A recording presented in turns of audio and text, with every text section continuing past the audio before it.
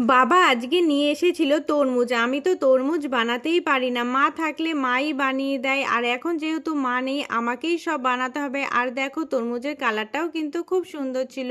আর এনেছিল আঙ্গুর, কলা আর বেল। এই বেলটা কিন্তু অনেক শক্ত থাকার কারণে এইটা আর পুজোতে দিইনি। আর তারপরে দেখো ফলগুলোকে আমি সুন্দর করে বানিয়ে নিয়েছিলাম।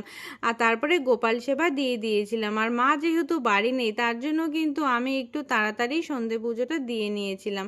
আর সন্ধি পুজো দেওয়া কমপ্লিট করার পর আমি যেহেতু একা একা থাকি, তার জন্য আমি গোপালকে রুমে নিয়ে চলে এসেছিলাম।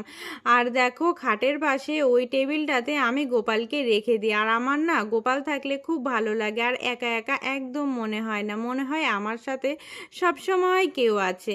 আর দেখো গোপালও কিন্তু আমার সাথে থাকতে খুব পছন্দ করে। আর তারপরে দেখো সন্ধেবেলায় যেইগুলো দিয়ে পুজো দিয়েছিলাম সেই প্রসাদটাই আমি খেয়ে নিচ্ছিলাম। আর তরমুজটা খেতে কিন্তু খুব সুন্দর ছিল।